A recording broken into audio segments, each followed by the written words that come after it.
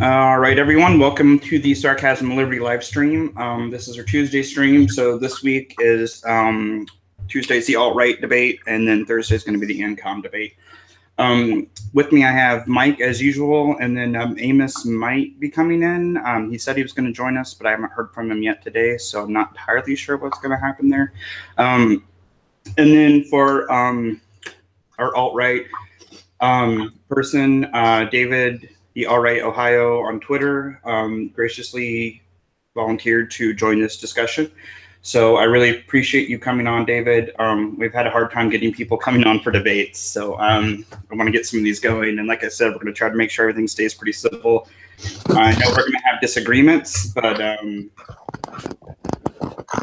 yeah, we'll get it. We'll keep it from going devolving into a shouting match. So to start off, for our viewers, David, I would like you to give kind of a very, it doesn't have to be too brief, but a brief explanation of like what alt-right is. Like, why does it have to be separate from the right? Why is it alt-right? Like, what is the differences there that make you guys like a separate ideology? Okay, well, I'm going to discuss, basically list off Vox Day's 16 points for, as he describes it, and as I really believe it to be too, what is the alternative right? Okay, and basically number one is, and this might take a few minutes, but nevertheless, I'll go through it all. Number one, the alt-right is of the political right in both the American and European sense of the term. Socialists are not alt-right. Progressives are not alt-right. Liberals are not alt-right. Communists, Marxists, cultural Marxists, and neoconservatives are not alt-right. National Socialists are not alt-right. Number two, the alt-right is an alternative to the mainstream conservative movement that in the USA has nominally been encapsulated by Russell Kirk's 10 conservative principles, but in reality has devolved more towards being progressivism just about 10 years later. It is also somewhat an alternative to libertarianism. The alt-right does not have a defensive attitude and rejects the concept of noble and principled defeat. It is a forward-thinking philosophy of offense in every sense of that term. The alt-right believes in victory through persistence and remaining in harmony with science, reality, cultural tradition, and the lessons of history. Number four, the alt-right believes Western civilization is the pinnacle of human achievement and supports its three foundational pillars: Christianity, the Greco-Roman philosophical and legal legacy, along with the European nations and their diaspora. So that's Europe itself, United States, Canada, Australia, New Zealand. You'd even include Argentina, Uruguay, and the Boers that are currently living in South Africa. The alt-right is openly and avowedly nationalist. It supports all nationalisms and the right of all nations to exist, homogeneous and unadulterated by foreign invasion and or migration. The alt-right is anti-globalist. It opposes all groups who work for a, quote, globalist ideals or globalist objectives. Number seven, I kind of skipped number six in naming it, but nevertheless, number seven, the alt-right is anti-equalitarian. It rejects the idea of equality of merit for the same reason it rejects the idea of unicorns and leprechauns, noting that human equality does not exist in any observable scientific, legal, material, intellectual, sexual, or spiritual form. Number eight, the alt-right is scientific. It presumably accepts the current conclusions of the scientific method, while understanding A, these conclusions are liable to future revision, B, that scientistry is susceptible to corruption, and C, that the so-called scientific consensus is not based on scientific study, but democracy, and rather is therefore intrinsically unscientific. Number nine, the alt-right believes that identity is greater than culture, as culture is greater than politics, excuse me. The alt-right is opposed to, number 10, excuse me, the alt-right is opposed to the rule or domination of any ethnic group by another, particularly in sovereign homelands of the dominated peoples. The alt-right is opposed to any non-native group obtaining excessive influence in a society through nepotism, tribalism, or any other means. Number 11. The alt-right understands that diversity plus proximity equals war. Number 12. The alt-right does not care what you think of it. Number 13. The alt-right rejects international free trade and the free movement of peoples that free trade requires. The benefits of free trade has not been evident enough to sustain its validity. Number 14. The alt-right believes, yes, I really will say this, the alt-right believes that we must, quote, secure the existence of white people and a future for white children. Number 15. The alt-right does not believe in the general supremacy of any race, nation, people, or subspecies. Every race, nation, people, and human subspecies has its own unique strengths and weaknesses, and possesses the sovereign right to dwell unmolested in the native culture it prefers. Number 16. The alt-right is a philosophy that values peace among the various nations in the world and opposes wars to impose values of one nation upon another, as well as efforts to exterminate individual nations through war, genocide, migration, or genetic assimilation. And finally, this isn't a point, but he also has it written in here. The great line in modern politics is now a division between men and women who believe that they are ultimately defined by their momentary opinions, and those who believe that they are ultimately defined by their genetic and ancestral heritage. The alt-right understands that the former being the heritage, that the former being the opinion, will always lose to the latter, the heritage, in the end, because the former opinions are subject to change. That's it. Okay. Thanks, David. Okay. I will admit, as much as I've had dealings with some of the alt-right, there's stuff in there I didn't actually.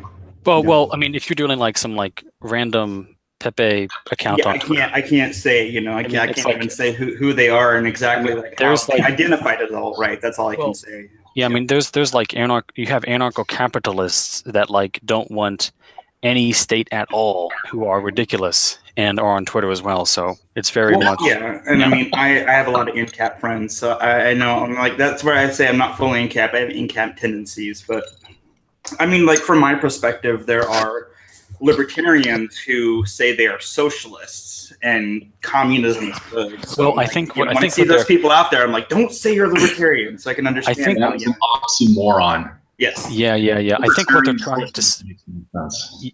I think what libertarian communists are trying to say is that they're libertarian socially in terms of they have no social morals.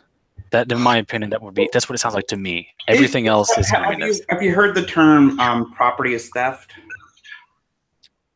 That's what they like to push. Okay, that's retarded. Theft.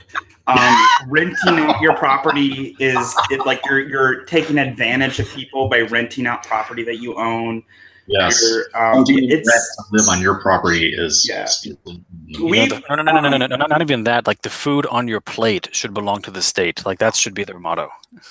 Then it's funny because they're very like anti-state, they say, but the thing I always point out is like, okay, in an ANCAP society, ANCOMs could exist. They could go off in their own little communities and be ANCOMs. Yeah. But in an ANCOM society, ANCAPs wouldn't be allowed to exist. So I'm like, which one sounds more like it has freedom involved? That's the whole thing I always bring up. Which I'm sure on Thursday I'll be bringing it up again. It's always so funny to talk with them because you basically ask them to like explain to you their ideology, and they want a communist society, but they don't want any type of state enforcing it. I don't understand how you can even. Oh, it's basically how millennials are. They just want a giant welfare state. That's how a lot of people are. It's a lot of ideologies you see out there. There's a lot of want. and I'm like, okay, if you're expressing desires based off of just like what you think, what you feel is right, like show me some like actual evidence to back you up. If you don't mind me asking, who has also joined the live stream? Oh, Amos. He was the other person I was going to have on tonight, and I'm glad he was able to join us. Welcome, Amos. Hey, yeah, I'm got held up at work. I'm on my way home right now. I just tuned. Okay. What did I miss? Well, David was given an explanation of what he feels like the alt-right is in general. Not to make you try to repeat yourself, but in a nutshell, I guess. Can you give us in like? Wait, are you on a computer right now? Sounds like he's on his phone. Sounds like he's driving. Oh, okay. Never mind. Because I would have just told you to look it up. Basically, it's against nepotism. It's against egalitarianism, and what it basically, I'll just put it like this: the alt-right understands that Western civilization is defined by three foundational pillars. That is Christianity, the Greco-Roman philosophical and legal legacy, along with the Europeans themselves and their diaspora. That's about it. Like I said, I'm going to be trying to take a more moderator role, but there's something you said, David, that stuck out to me. You said it again just now, and I did not know this. You said it's like a Christian kind of based thing. I wasn't aware of that. Is that like kind of across the board, or is that just a more like idealized way of looking at it? Well, the one thing that the alt-right understands is that, well, again, you know, if you're going to find some like dumb guy on Twitter, whatever, but the fact of the matter is, yeah, I know. But in reality, of the European peoples within Europe and in America, when they were pagan, specifically Norse pagans, so this is like Odin, if you know what I mean. Mm-hmm. Like Odin, you have not Macbeth. What's the other? You would read it in like high school. I forget what he's called. But anyway, the Hamlet. Bello. Yeah, something, not him, but something like that. Anyway, those. Anyway, those the old gods of Europe, effectively all these pagan gods, the way that they organized society wasn't the same way that Christianity was able to do. Mm-hmm. Specifically, Christianity, because of how specifically the Catholic Church was for quite a while, because for a long time it really just was the Catholic Church. But the Catholic Church specifically, what happened was, because it was a bit authoritarian, there's no doubt. And however, the Catholic Church collected funds and would fund scientific study. It wasn't really until like the mid 1800s that science was no longer funded by the church. Originally, it was, but up until the mid 1800s, what happened was that companies like Germany, like big manufacturing companies, began to hire chemists to help them develop like metal alloys and stuff like that. But before then, it was all funded by the church. What? Were you saying developing alloys and stuff? Were you saying that was the church or the state? I missed part of that. No, the church was funding scientific study. Like Copernicus, for example, he was the guy who first said that the Earth revolves around the sun. He was funded by the Catholic Church. Galileo, the same way. Mm-hmm. Okay, that's interesting. So we understand that. Well, we understand that. I mean, if you ever look at like pagan rituals, they're ridiculous. They're like they would sacrifice their children, and in Christianity, you don't sacrifice your children, which is a big difference. And so we understand that Christianity played over the past 2,000 years has played a huge role in Western civilization. And when we look at countries like South Korea, which does have Christianity, no doubt, but because you have a fundamentally different people, it's a fundamentally different civilization. They have a democracy too. They follow the Greek and Roman, like legal legacy, like our legal law and stuff like that. That comes from Greece and Rome. Mm-hmm. Effectively, when you go way back, the deep foundations, that's where it comes from. And you see, like the Koreans or the Japanese are a really good example. They have all of those. They have the Christianity. I mean, Japan does have a sizable Christian population. It also has the same legal systems that we do, very close to, that we effectively installed. But because they are, as a people, a different people, it's a fundamentally different society. And so what the alt-right recognizes is that when you say, for example, like in Europe, for example, you have large amounts of migration into Sweden, is that when you have a different group of people, it doesn't matter what abstracts beliefs they have or not. I don't want to debate whether religion's good or bad or if it's, even viable. Yeah, but that's probably a whole other discussion. But the thing is that you can have the same abstracts, but when you have a different group of people, it's going to change a lot. For example, like in Poland, the nation of Poland, as we know it today, didn't exist up until after the First World War, and then after the Second World War it came back too. But you had the communist regime presiding over Poland, but Poland remained Polish. You had some ideology that, again, was forced upon them, but Poland remained Polish. So Polish was able to hold on to its identity. And so what the alt-right sees in Europe and in America itself is that with the major demographic change that has occurred in America, America fundamentally will change, and that eventually, if the trends currently continue, America will no longer be able to consider itself to be Western, because you lose those three fundamental pillars of Christianity, the Greco-Roman legacy of philosophy and legal systems, and you lose also the European peoples. Yeah, I would say white, you could say that. And when we say European, that includes Europe itself and the diaspora. Okay, and just real quick from the chat. Wait, what's his name? He has a question. I think Amos has. Yeah, Amos. Yeah. Well, Amos, go ahead, Amos. Yeah. Regarding two of those pillars, so you said if you want, just for simplification, not to sound I'm just gonna say white people. So yeah, that's fine. That's fine. White people in Christianity. Now, how close does the alt-right actually subscribe to Christian theology?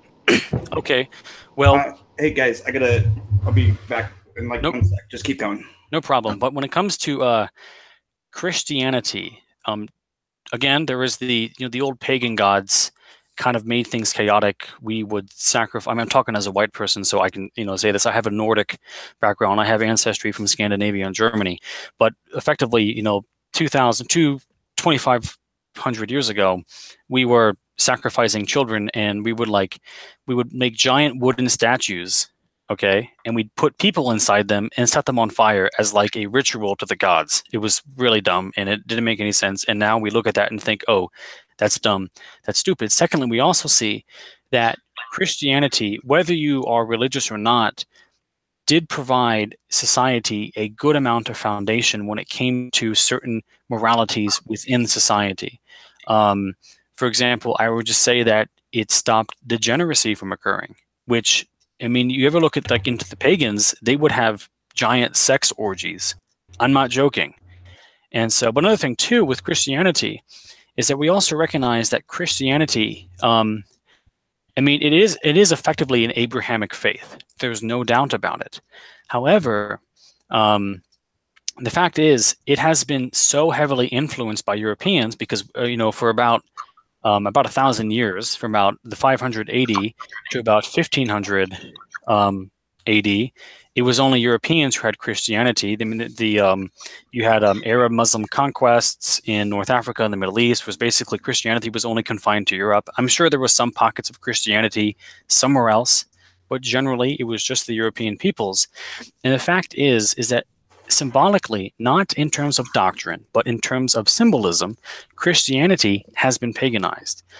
Christmas falls on a pagan holiday. For example, the exchanging of gifts, that's mentioned nowhere in the Bible. That is a pagan tradition, exchanging of gifts. Right. The Christmas tree, perfect example. The Saturnalia or something, right?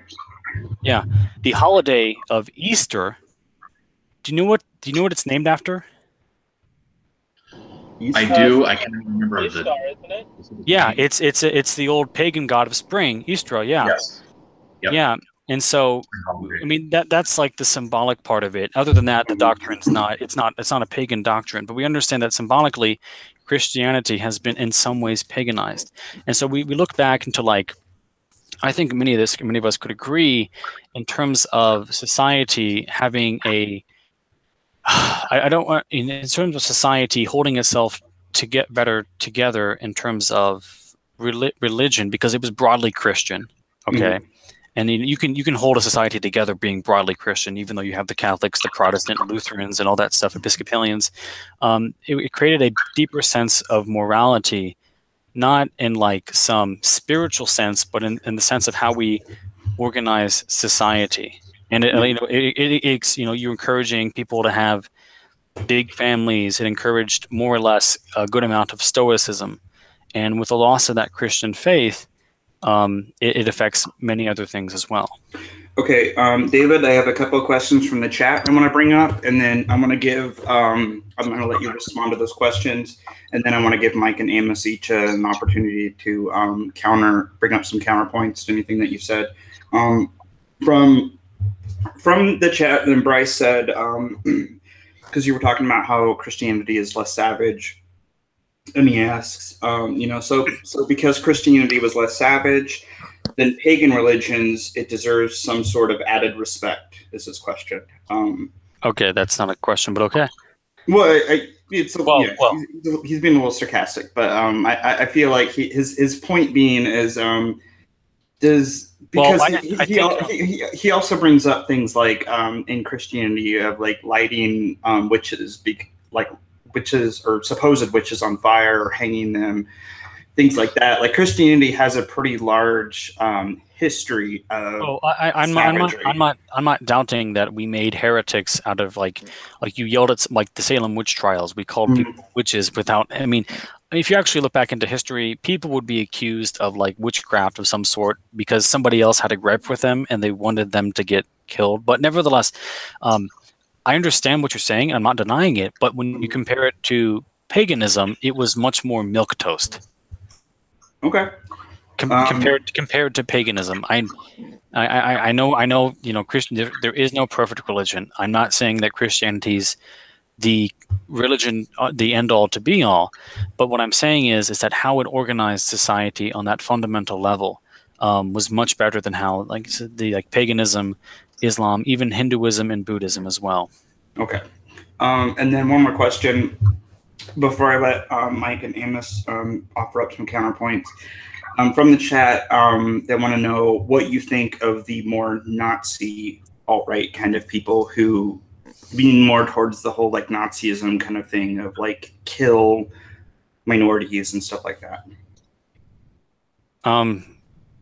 They're not objectively going to.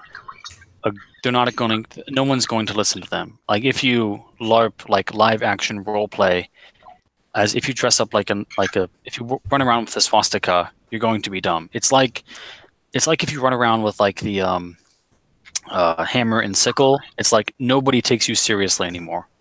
Objectively, no one takes that seriously, and so, I mean, that's just about it. Is that you're dumb. Stop. No one likes you, no matter what. No matter. I mean, you might be like a nice person personally, but the ideology that you're pushing for is obviously dumb. It's not going to work, and it never did, and it won't, because like National Socialism, basically it's just like massive state control all over again, which objectively does not work. Objectively, that does not work. Okay. And yeah, that's about it. So it's just not going to work. It's like you tried this so much, it's not going to work. Yeah. Okay. Mike, first, since you were here from the very start, I would like to give you an opportunity. If you have any specifics that David has been talking about, especially in his overview, feel free to bring up just one to start with, and we'll kind of go back and forth. I want to kind of start the debate part now. One of the first things that you said whenever you were telling us about the alt-right, you said that it was an alternative to libertarianism. Whenever you think about the basic tenets of libertarianism as far as individualism, whereas with the alt-right, you're talking about, preserving, the pillars of Christianity and all the other things you said. How does that make it an alternative to libertarianism and not something completely different? How is it a alternative and not something different. I mean, those. Well, I mean, basically, I mean, I guess my question is, how does it make it an alternative to libertarian? Okay. Well, the one thing is that I would say with libertarianism, and understand when I speak and talk, when I'm talking about individualism, I'm not talking about, like respective personal choices about your like economics and things. I'm not talking about that. What I'm discussing is that certain parts of libertarianism tend to have this belief that there are intrinsic, abstract values that you can somehow unite people around. And the fact is that when we look throughout history, people do not unite purely around the abstract. Okay, which I understand there are many merits to libertarianism. I am not a collectivist. Okay, and few people on the alt-right are collectivists. Like, it may be like, there's like small social programs, safety nets, but that's different stuff. But it's so individualistic that it ignores historical trends that groups of people are just inherently tribal, and that people will act individualistic, but they'll really do it with basically, I'll just say it within their own tribe. I know that's kind of a blunt word to say, but humans are inherently tribal. No matter what, no matter where you go, humans are innately tribal. And there's not any real abstracts that you can get different groups of people to unite around. I know it's a noble cause, but outside of the economics part of libertarianism, it's really, history doesn't really come together with it. So that's the big recognition. It's like you're getting people to unite around abstract stuff. It's not going to work, with all due respect. Okay, Mike, do you have a counterpoint, or do you want to move on to another one? I'll move on to a different one. Okay. Another question, where you talked about, since, I mean, you really have me thinking about Christianity now, but especially, as Christianity is a religion that always spreads, and it always spreads to different parts of the world. The way the alt-right thinks of Christianity, is there like, I guess maybe only one way to look at Christianity, or is it left up to the culture that it's in? Okay. Does the alt look? I'm not going to go into like whether religiosity is good or bad, but what we recognize is that, as I said earlier about like Japan and South Korea, these are countries that have adopted so much of the West in terms of like Christianity very broadly. They've also adopted, like a Western style democracy, if you will.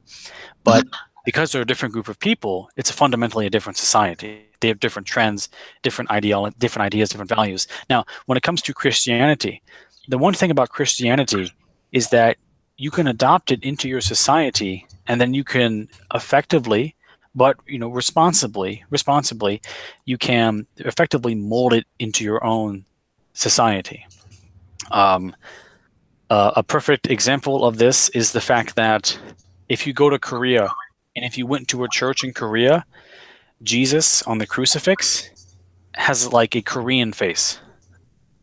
Like that's just that. I mean, if you've ever seen the comedy 21 Jump Street, they were like Korean Jesus. Yeah. It's the same thing. Yeah. Same thing. You make it part of yourself, and that's like this one thing about Christianity is that you are easily able to. I mean, again, I'm not saying it's the divine one, but it's the one religion that you are able to apply to different groups of people. Like, for example, Hinduism, you have to be what is effectively like ethnically like Indian. Like it has to be passed down. Like you cannot convert to Hinduism. What? Well, we just lost Sarcasm. Oh, Jesus. He'll come back.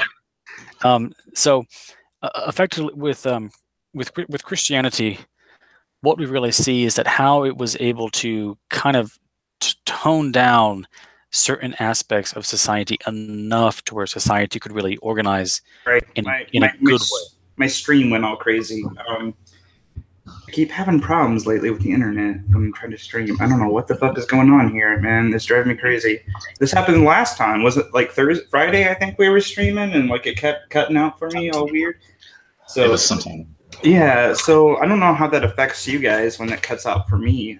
But yeah, keep on. I will. To be honest, with the Hindu thing, it's something I would actually have to research more. I do, for sure, know somebody who was not Indian but considered himself Hindu. Well, I mean, they have an official church, and I mean, you can say, well, I'm talking like officially with their religious church, like they're like the official church of Hinduism. They won't accept you unless you were literally born into it.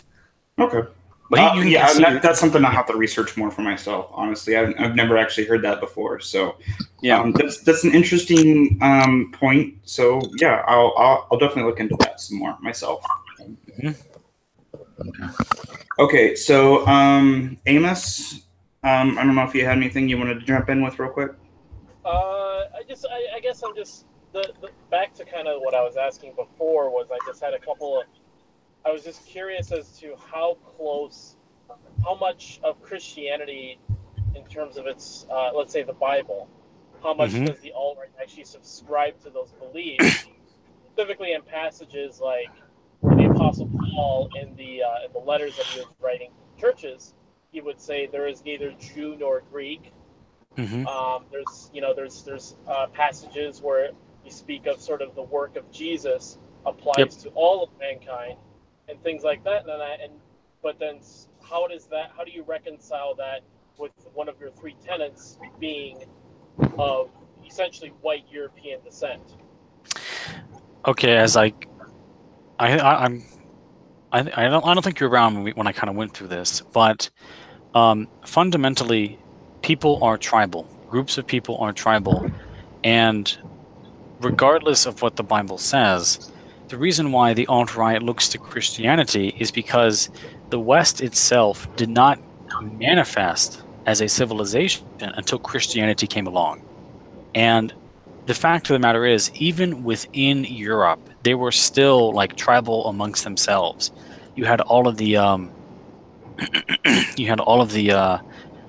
different European ethnic groups fighting still, even with Christianity. But the one thing about Christianity is that, again, it was able to change society. For a perfect example of this with Christianity, again, I'm not referring to the egalitarian part of Christianity, but basically, fundamentally, a perfect example would be that before Christianity came about, rape was not considered to be a moral crime.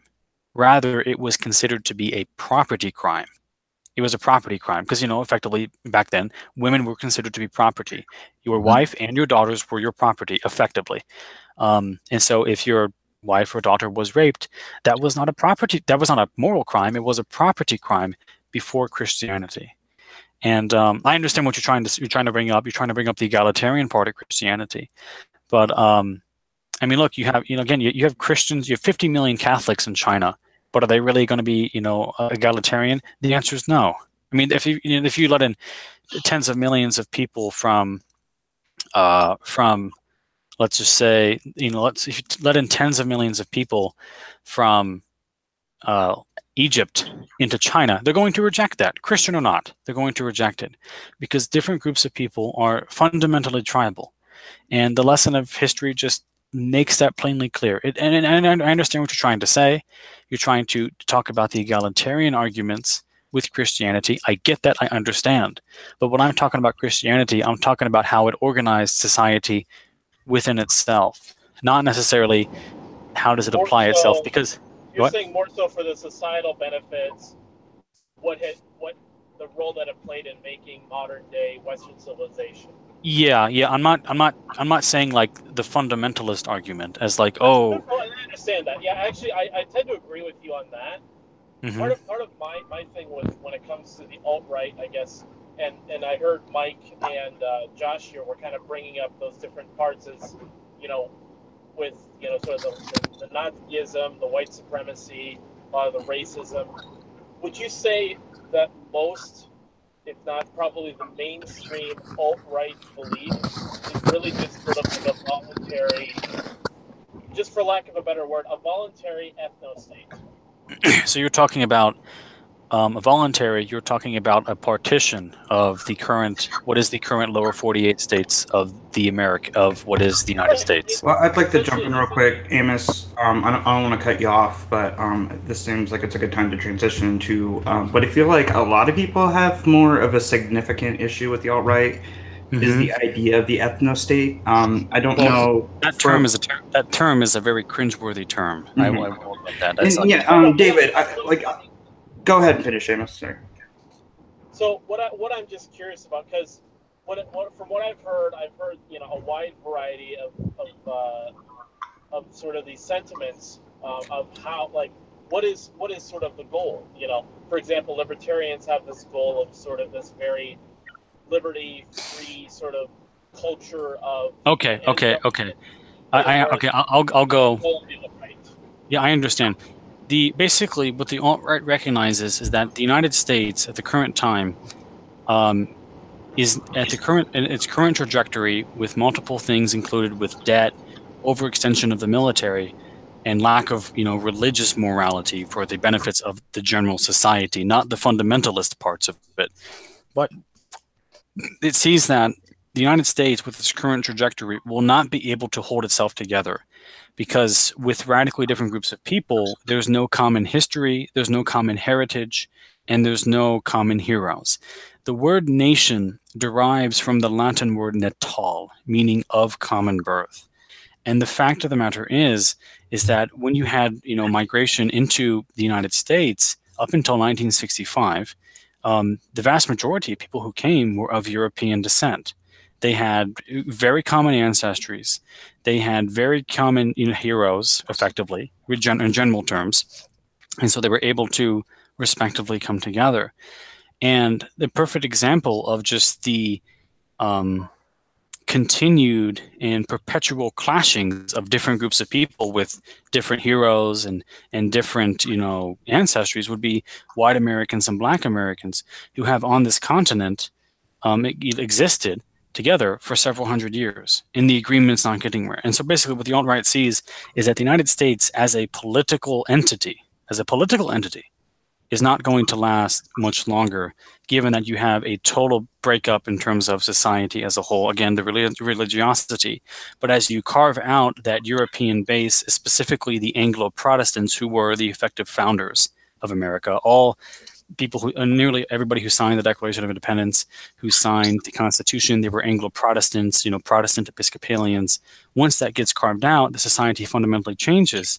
Specifically, I would say, of Hispanic immigration into the American Southwest, and that there's a fundamental ethnic, somewhat religious, but mainly ethnic and cultural and ancestral breakup that is the United States as a political entity. And we can talk about this all the time. The perfect example of this would have to be Rome, for example, a powerful empire, much like America today. And they had a large influx of foreigners, a lot of debt, an overextended military, and America's basically gone down the same path. And another big thing I'd point out is that when it comes to diversity for the sake of diversity, which is what basically people kind of say for immigration and other things like that, is that, number one, diversity, diverge, and divide all have the same root word. So you're not going to get anywhere with that. And secondly, the fact of the matter is that whenever we've seen major powers like America itself come down throughout history, you can look to the Spanish, you can look to the Ottomans, you can look to the Romans, and this goes back to justifying diversity. I remember Frank Luntz made a tweet on Twitter saying anybody who thinks that diversity is a bad thing obviously hasn't been to an ethnic food festival. Well, if you ever look at the Spanish Empire, I'm serious, yeah. If you ever look at the Roman Empire, if you ever look at the Ottoman Empire, the very last stages, one of the last things that you would see during their higher reign of influence, they would celebritize their chefs. And because there was nothing essentially great in terms of magnitude and power, they would say, oh, it must be the food. So what makes America great? It's tacos, egg rolls, and curry. Okay. Amos or Mike, do you guys want to jump in on any of that? And so effectively what the alt-right basically sees is that the current, what is the United States, this republic, is not going to last at least the end of this century. So, with that said, because the main part of the question I was asking is, what is a goal of the alt-right? Because you explained what they recognize. Okay, like I said, they recognize that America is not going to hold itself together as a political entity, and that the only way to stop the perpetual conflict between the three major ethnic groups of America, the racial terms I'm using is the mestizos, sub-Saharan blacks, and the white Europeans. The only way to stop this is to not be under the same political system. Rather, would be to peacefully partition the country. A perfect example of this would be the partitioning of Czechoslovakia into the Czech Republic and Slovakia. Another example would be the breakup of the Austro-Hungarian Empire after the First World War, which broke up into Austria, Hungary, the Czech Republic, and the Czechoslovakia, Austria-Hungary, and Croatia. What we don't want to see is a massive total meltdown and failure, like what you saw with the Romans, or more recently, like what you saw with Yugoslavia. You had different ethnic groups, different religiosities, different cultures, and just a total breakup. I do feel like that's a point of where people get really, I don't want to say hung up on, but that's a big point that a lot of people have disagreement with the alt-right. I mean, that's where I tend to disagree. Now, well, Mike, I understand you're the moderator. Yeah. But if you don't mind me countering, how do you? I mean, I'm not talking economics. I'm talking specifically. We're going demographics here. How do you expect America to hold itself together if there's no commonality? I don't think we need commonality to survive. But every lesson of history shows that without some common ancestry, there's not going to be that cohesion. David Putnam, who was he was actually a liberal at Harvard. He did a study on diversity in communities, and he did a study specifically on Los Angeles. And he found that when a neighborhood became diverse, people became more reclusive. Excuse me. People became more reclusive. They went out less. They participated less. They voted less. And people basically recluded back into their homes. And what you see now in America, especially among younger generations, which is technically the most quote diverse, least white generations, is that social cohesion in terms of trust among how much do you trust people you meet for the first time, it is lowest among the youth, when it should be kind of the opposite way around. And so what we see is the collapse of cohesion. Now, David Putnam, when he did that study, which showed that diversity destroyed social cohesion, he was so afraid of putting out that information that he actually sat on it for a decade. And he himself was a liberal who thought that diversity was just inherently a good thing. And so what's happened is that we've gone down a sad but terribly, this terrible path where we have done diversity for the sake of diversity, or diversity for the sake of modernity, which is not an argument in and of itself. And I don't want to dive too deep into it from myself, but I don't agree that diversity for the sake of diversity is good, but I think a society moving towards diversity because they just naturally drift there is totally fine. And I feel like we see that mostly in America because... Well, it's not necessarily natural, because when they passed the 1965 Immigration Act, Hart-Celler, Ted Kennedy, the brother of John F. Kennedy, explicitly said that bill would not change the demographics of the United States. And it did the exact opposite of what he said. And for this to be natural is simply not true at all. They had to lie to get that bill to pass. Mike or Amos, you guys want to jump on that? Well, I guess my question would be, as far as enforcement of this, as far as you saying it's there needs to be commonality. If you talk about splitting up the United States into 3 different races, how would you enforce this without a repeat of what you saw during the 1950s and the 1960s, say in the South with Jim Crow laws? How do you make that happen is what I'm asking. What do you mean Well, if you had political, well, I'm just going to use the term just because, like, political sovereignty, effectively, like what we're just saying. I don't understand how you would have Jim Crow, like Jim Crow as in policies, or like how would you have those? I mean, if you had political sovereignty among the three big groups of in America, there wouldn't be any Jim Crow. Well, Jim Crow is in like forced segregation. Well, is what I'm asking. I'm not talking about. Okay, well, what I'm talking about is a peaceful partition in regards to America, and I understand. You know, people think secession. I get that, but what the alt-right realizes is that America is effectively. I know there's some Asians in America, but in terms of numbers and percentage, they're just not as large as the whites, the Hispanics, and the blacks, African Americans, whatever. Effectively, America is basically three nations within a political system. It's an empire within itself. You have three different groups, and there is no precedent in history that shows that this will work in the long term. And we've already seen the past, election 2016 shows us that this struggle to hold together. I know I'm not saying it's gonna fall apart next Tuesday. I'm not dumb, okay? But we understand that America is about to go through the next few decades is going to go through a process where America will not know, as just as a society, it's not going to know what it is. It's going to basically just be disillusioned, and there's going to be a tremendous amount of social problems that occur from this. And again, there's no precedent in history of this working. Another thing too is you talk about political ideologies. Political ideologies are already mixed, within the races. As far as you say the whites, the blacks, and Hispanics, you'll find. Well, I'm not. This is not true. This is not. Again, when I say political systems, I'm not referring to left, right, libertarian, liberal. I'm talking this like personal sovereignty. But the fact of the matter is that regardless of political ideology, white liberals self-segregate themselves. What we would call gentrification.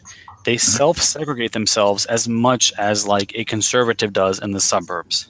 Oh, I would say, just to jump in real quick, I'm always ranting and raving about how liberals tend to be like pro-segregation with cultural appropriation. A perfect example of this would be Rachel Maddow.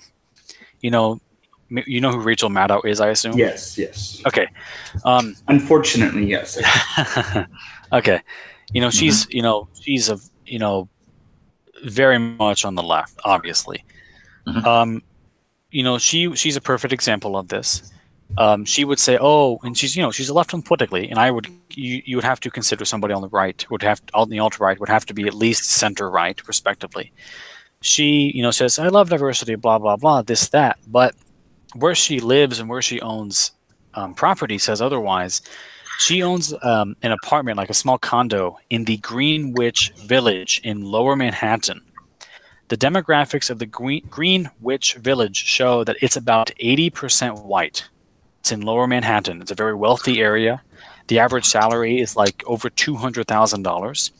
And secondly, she also owns a 17th century era cottage in Western Massachusetts near a town that's over 95% white.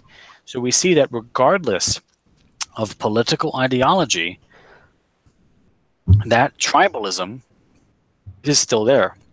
The reason being, as I pointed out earlier, I know Amos might not. Amos? Is it Amos?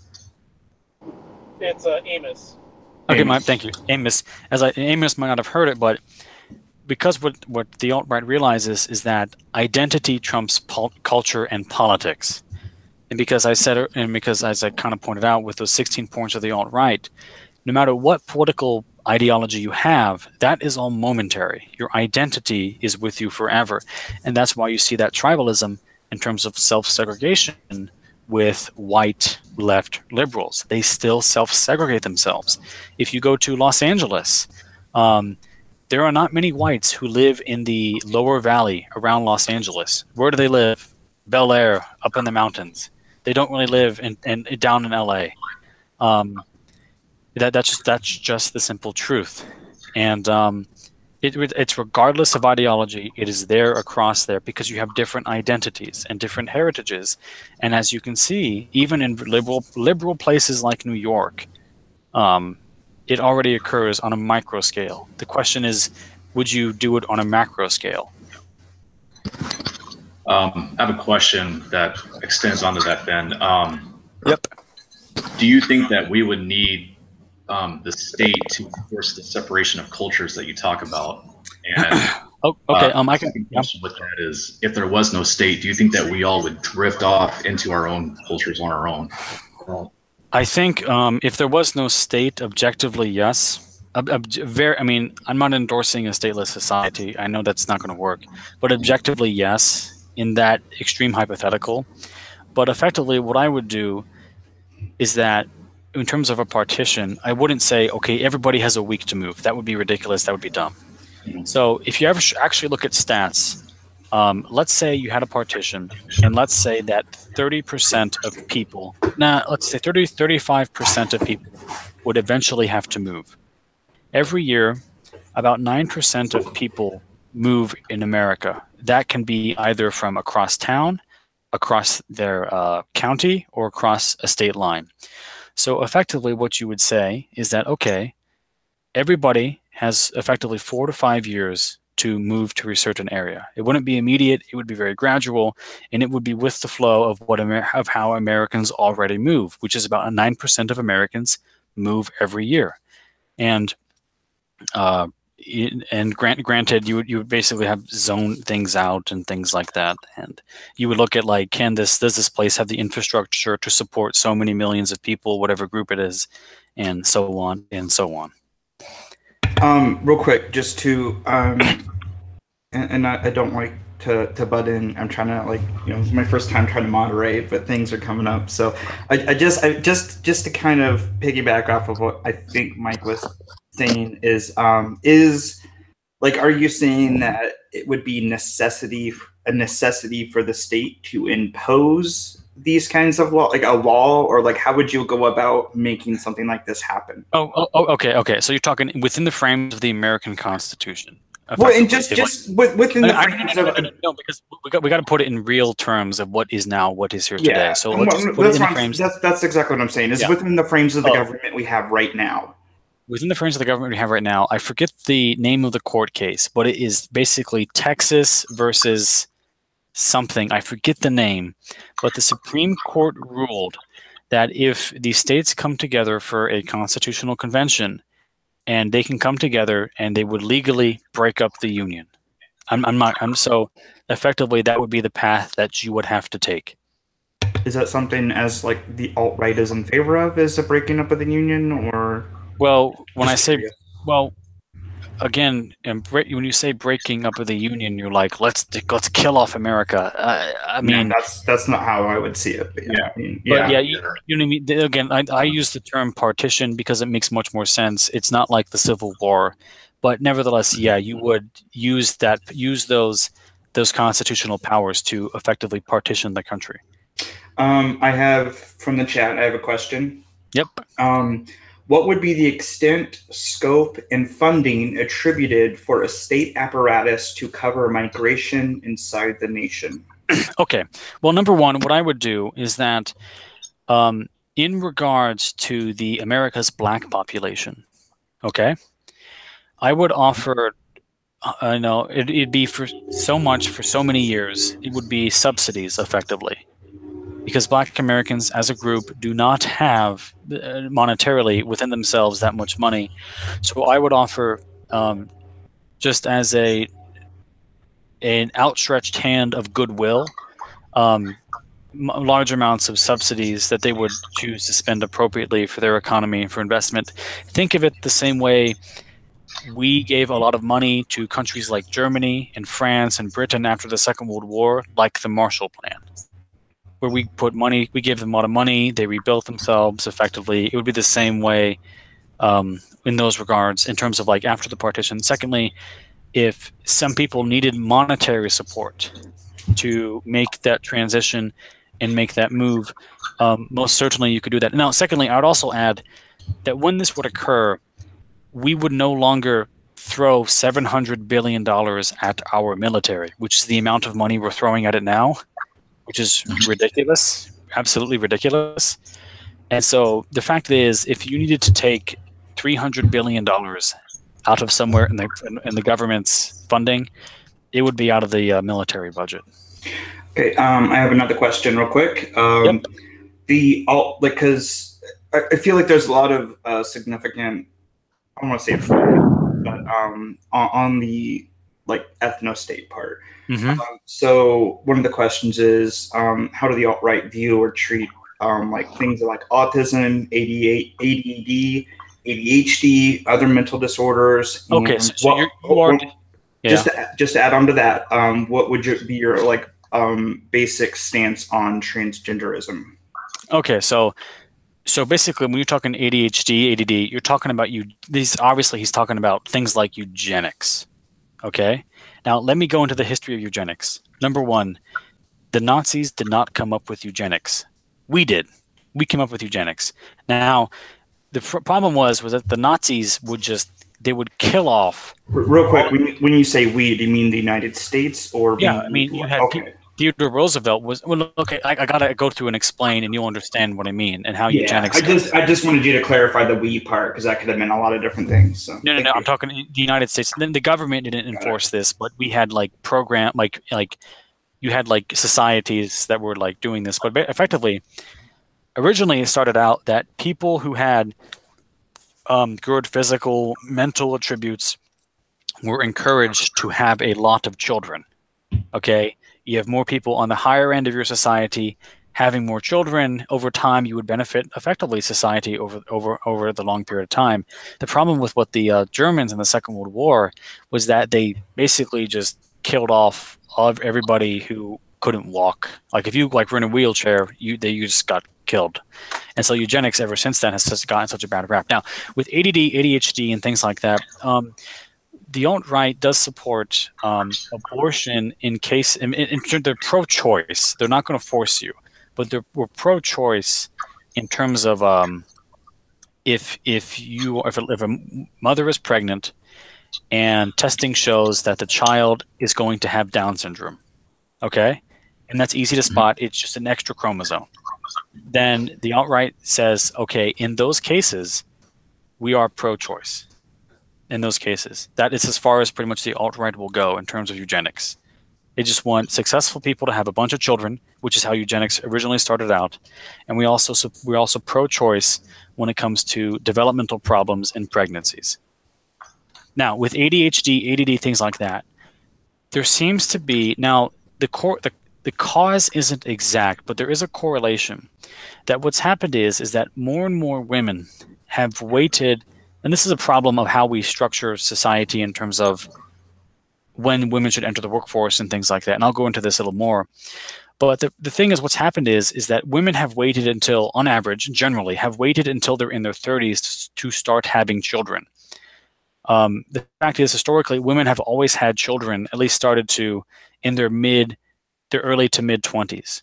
And you look at studies, and I could find someone right now, but you can easily look them up. There is it's not a giant correlation, but there is a real correlation that's showing that the longer women wait to have children, the more likely there are to be not Down syndrome, but just certain developmental problems like not like Down syndrome or autism, but like ADD, ADHD, and just purely objectively, the best time for women to have children objectively is in their early 20s to their mid 20s is when the best time that they are to start having children. That's just objective truth. There might be some dumb person that says that women should not be allowed to work, but I mean that's a dumb thing also. But we objectively looking at when it comes to things like ADHD or what's the most common one? Is it autism that people talk about a lot? Yeah. Mm-hmm. Autism, that tends to be some sort of general trend that shows that waiting longer is the biggest. Women waiting longer to have children is the biggest culprit. Now, I'm going to continue on this too, if you don't mind. Just a real quick. something somebody else asked was like, who would get to decide who gets to have children with whom and at what time? Okay, well, I'm going to go into that. Okay, all right. As I said, I was going to really address like encouraging people, smarter people, to have more children. So I'm pulling things into this.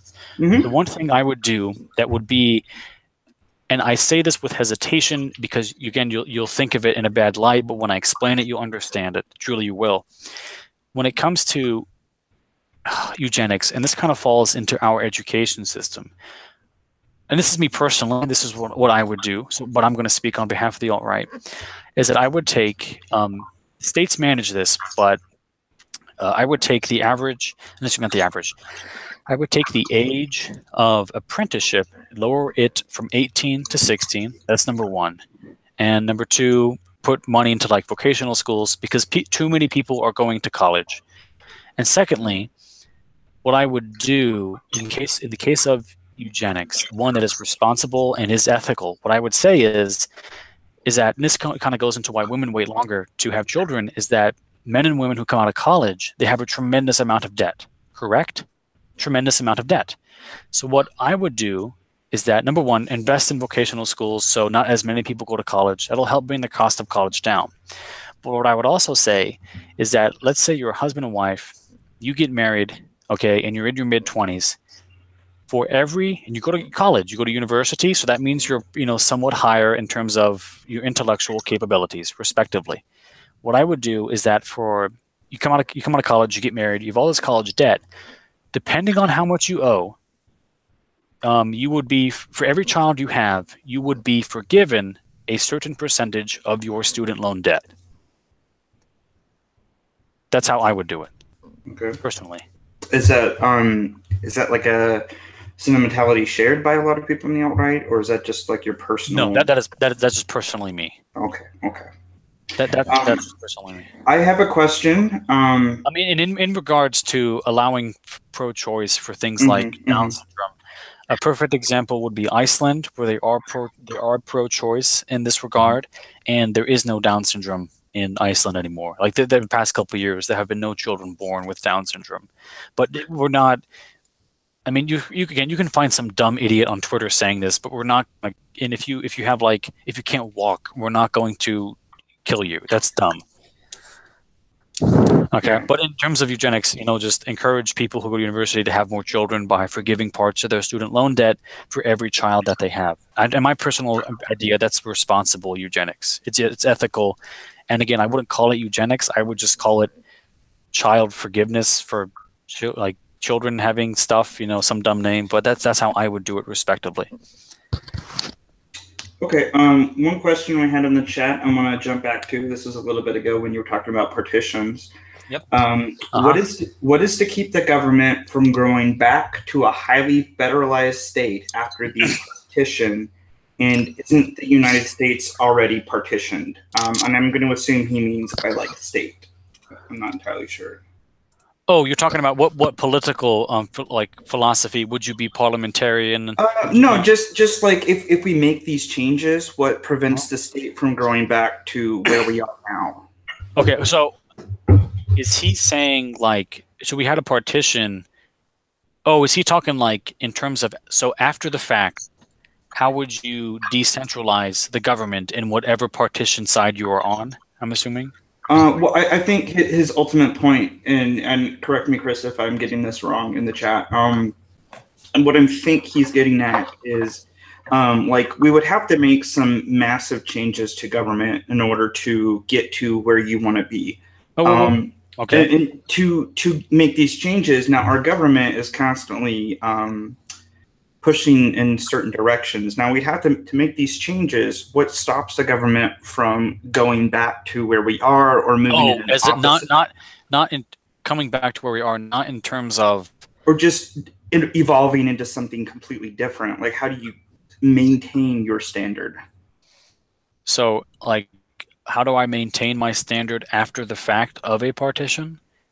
Yes, exactly. What stops the government from going back or evolving to a different form or taking down the partitions and such? Well, number one, the first thing I would say is that within, hang on. The first thing I would say is that within North America, so you're basically saying, how would you stop from like one side of the partition from like taking over one part? I'm assuming. No. He clarified. What fail-safes would be put into place to make sure the government does not become federalized again? Because we're talking about breaking up the union, right? Okay. So how do we prevent the government from becoming a federal thing again? Because I feel like naturally, if we're having breaking up the union, and I would agree that I feel like naturally we would slowly creep back towards that. But how do we, like, what fail-safes do you put in place to stop that from happening? So I'm still confused. Like, so you'd have a partition. You would have 3 sovereign states of the 3 major racial groups. So you're saying, how would you stop them from joining back together? Is that it? Yes, I believe that's what he's saying. Yes.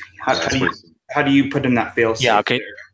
Okay. So what I would basically do is that it would be simple. In terms of, like, you're saying naturally come together. So I'm assuming you just mean something very gradual. What I would simply say is... Well, he didn't use the word natural. I did. So I don't want to put words in his mouth, but I think he feels like the government would just eventually gradually shift back into a federalized position because, like, just how much, and like just since we've become a nation, how much our federal government has grown, and I feel like it would just... So within the... I'm so damn confused by this question. I don't know if he's saying, like... I don't know if he's saying, like, okay, I'm a white person. Like, how would I stop the white... What would be the white partition side from becoming very federalized? Is that like it? Well, are we talking about having like an overall federal government that maintains these states, or are we talking about these states are separate? And if these states are separate, this would be full political, economic, and legal sovereignty. Okay, and basically to stop any great grand merger, it would basically, we would look to like Mexico, for example. Mexico, in its constitution, literally protects the demographic makeup of Mexico, and so that would basically it. Basically, you would say in this, in the Hispanic ethno state, the racial term for, because Hispanic's a loose term, but racially we would say mestizo. That is effectively the racial term. You would say only those of mestizo descent coming in, and I would also argue. I wouldn't, I'm not going to engage in absolutism. I'm not going to draw you maps here. But I would also say that if you did, like, ask me to partition, I would say obviously large sections of the Southwest would go to, like, Hispanics. I would also argue that much of Florida would go to those of Cuban and Puerto Rican descent because they have a different political, cultural dichotomy than those who are, let's say, Nicaraguan or Mexican, who tend to live in the Southwest, as opposed to the Cubans and Puerto Ricans who tend to reside in Florida. Okay, but what do you do to prevent them from, if they decide they want to be a federalized state again? How do you stop that from happening? Like, I'm not saying like down the road, like what? No, how do you stop them from like potentially joining up naturally, wanting it? Well, I would just simply say this: people already self-segregate within our society as it is now, and so I don't think that people would automatically just do it again. Would it be safe to say that you think without a federalized state, people naturally would not want to become federalized? Is that safe to say? That's what you think? Correct me if I'm misunderstanding that, but it feels like that's where you were getting.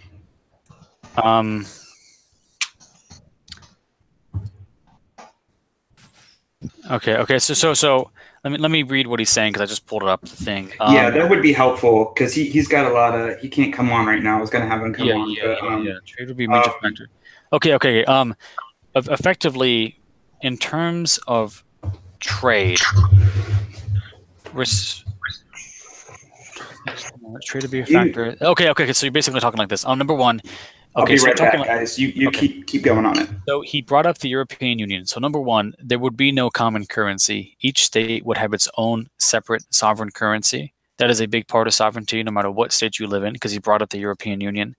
Secondly, I wouldn't necessarily push for free trade when it comes to cross borders. I realize that free trade can be detrimental to different groups of people, to like different societies, based on like how much money your workers will work for in terms of wages. I understand that that can pull like jobs away from certain parts of your society. Trade would be a major factor. Major trade negotiations would be made, for example, the EU. Basically, it wouldn't be like the EU, where, because I'm reading this on the chat, it would not be like the EU where you'd like have a Germany or France with a somewhat federalized central state of, what is Brussels, the effective capital of the European Union. This would be complete separate sovereignty. If you look at, for example, just North Korea, South Korea. I know that's very extreme because they're against each other, they're abrasive towards each other, but that's like it. They're just totally sovereign. But we still have plenty of trade. So like think of like Japan and China. They're totally sovereign nations. They have to trade with each other because they're close. They can't ignore each other. I know they're abrasive and I don't want abrasiveness, but that's basically would be somewhat of an example. It's not, there's no like grand federalized state that is going to preside over these partitioned areas once these partitions have finalized, as a matter of fact. So you're saying that there would be no no. I know what you're saying. There would be no. Okay. This would be total political sovereignty. Okay. And so each race then would basically drift off and form like their own sovereignty and like their own government, their own way of life. Yeah. Yes. Okay. The one thing I will say is that the one thing that would prevent like any giant war is because of the fact that the infrastructure of North America is so intertwined that if like, let's say because California would effectively be the Hispanic part of it. I mean, let's just be honest. If you like went to war and invaded Canada, you would lose all of your fruit imports because so much of our fruit comes from California. Okay. So that would be it. Quick little bit here. I know I like your hat, man. I like your hat. I know that. Yeah. Couple. You're probably. I don't know if you're seeing these questions. Some people are asking about that transgender issue. Like. Oh yeah. Yeah. Effectively, biologically, transgenderism isn't a thing. So I mean, but how would I? Like, I don't recognize it as being a real thing. But how would I deal with it? I wouldn't say, "Oh, you go to jail." I wouldn't criminalize it. However, there would be, for me personally, I know there are some people who kind of go into it and who would say it's okay to like just have state recognition, but there would be no state recognition of. You feel it would be highly scrutinized, probably? Probably, yeah. Probably. Highly scrutinized.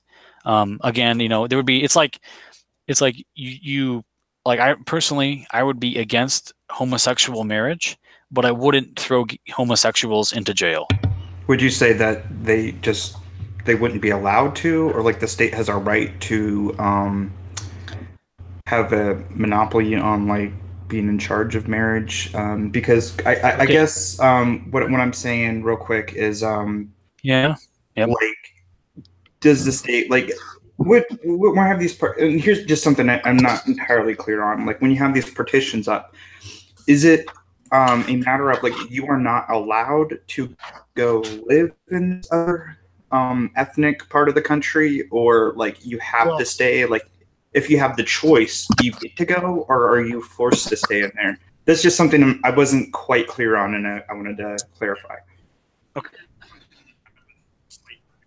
Okay, so are you asking a partition after the fact, or like during the process? Okay, let's say 50 years after the partition goes up, and somebody let's say somebody who is white wants to go live in the like Hispanic area. Or so basically, I'm not sure what the ethnicities are, but they want to go live in a different area, or I know somebody. Okay, I know the answer. So basically, what I would do is this: I wouldn't.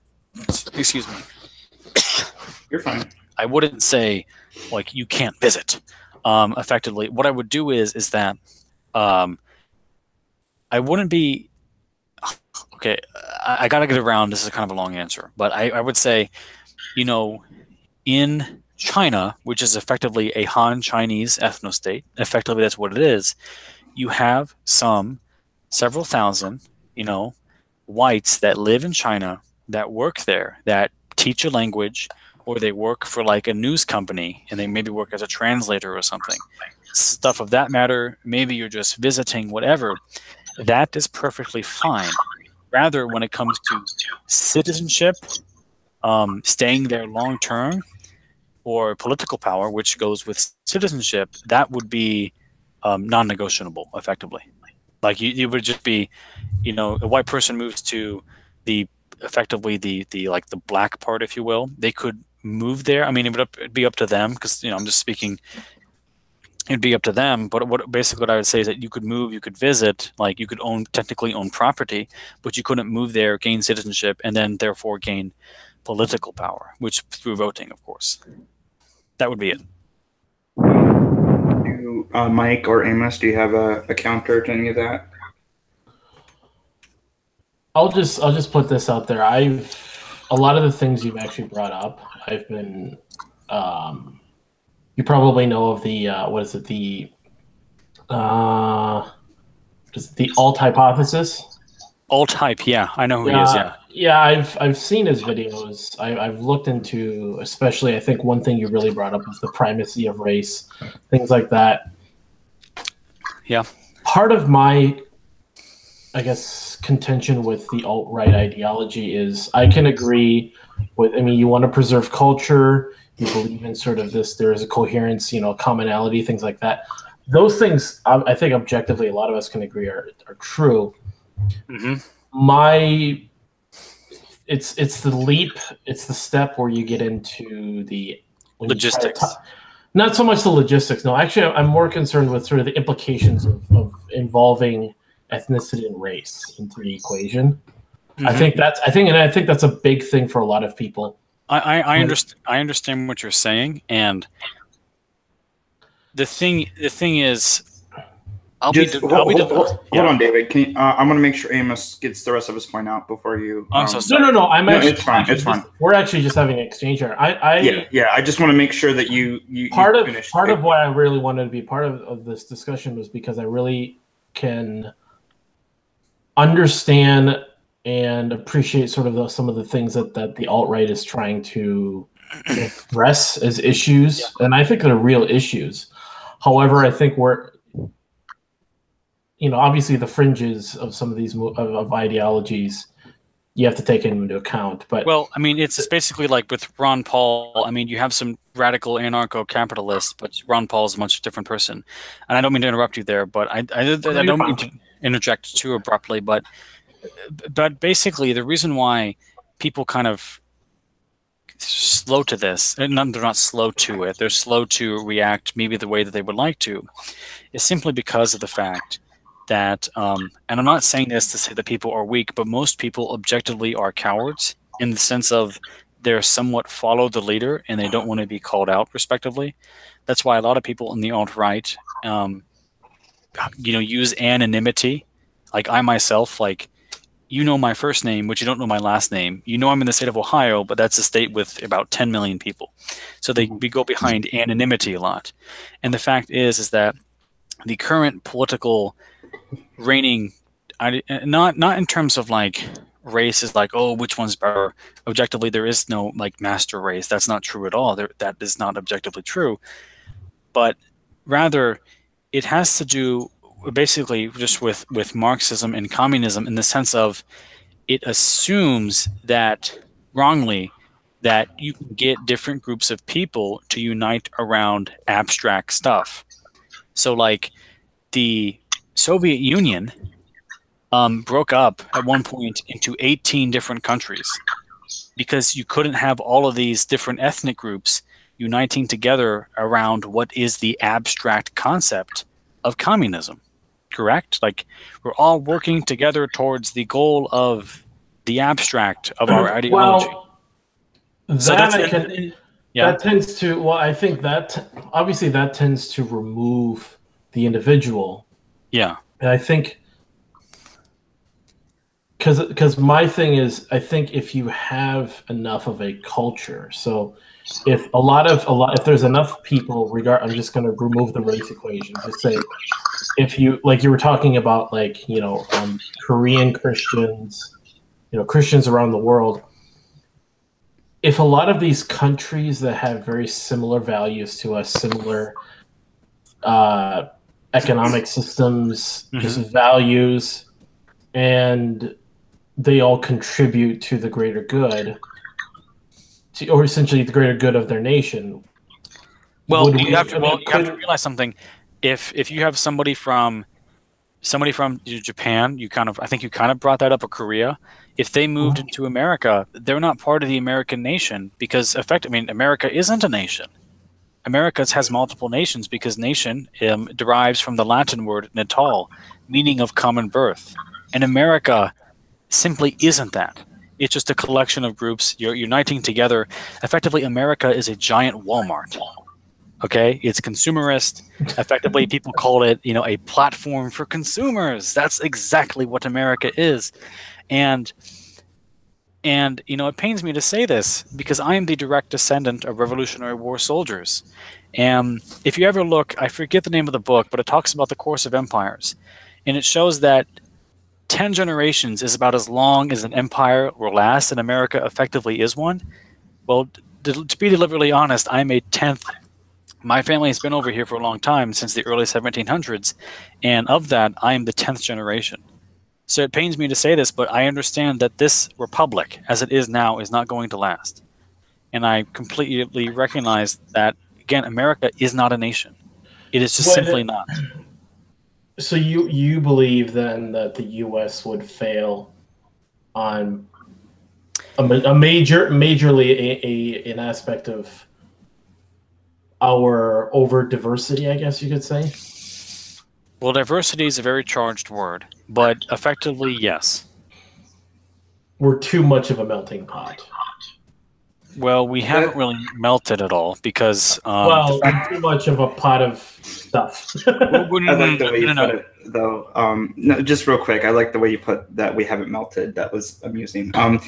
This is something we were discussing in another stream, and I don't want to jump in too much, but something. Oh, secondly, the term. But yeah, go ahead. The term "the melting pot." That was actually first came up from the guy who came up with that term. Was actually a Russian living in London who was a playwright who had never been to America. So objectively, I mean that slogan and its origins doesn't really go with what America is in terms of America being a nation, which it is not. And so, I mean, these are just objective truths. Well, I'm not trying to That's actually something. I'm not trying to say that like Amos is like, oh, he's coming to take over America. I'm not dumb, but I understand that America is just, you have to have some sort of core that is palpable, that is not abstract, and I understand. Anybody can adopt values, but with the 16 points of the alt-right, values, those are just, values are just momentary opinions. Your identity is effectively eternal. Okay, I'm going to open this up to Amos and Mike for a minute. If you guys want to counter some of the melting pot commentary. Are you Italian? Who, me? Yes, you. No.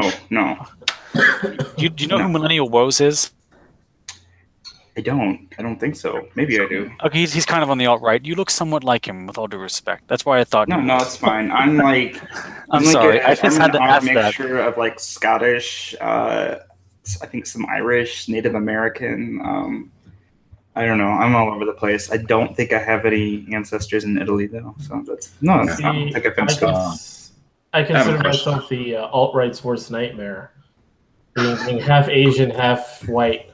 So. Oh, if you're going to ask about like someone like yourself who's I think what's called a hapa. Yeah. Have you heard of Petite Nico or Shane Scalf? No. They have Hapa supremacy. They have. Oh their yeah, own, I've heard of that. I've heard of the Okay, meme, yeah. but I haven't heard of the people. Yeah. But what I would say in regards to people who are Hapas is that the alt-right isn't you like, in terms of a partition, we wouldn't be absolutists. You wouldn't have to be 100% white. You're not going to be dumb. So are we white or Asian? Honestly, to my answer to that would be, I don't know. Ask yourself that, because like you have somebody like Nick Fuentes, who's like, you know who Nick Fuentes is? Yes, I've heard that name, but I don't. Yeah. He was with James Alsop, right? Yeah, correct. He's I think he had like a DNA test. He was like 75% white European, but you would look at, we would say, oh, he would be effectively white. And so you're not going to engage in genetic absolutism. You have to be 100% white. We're not going to be ridiculous.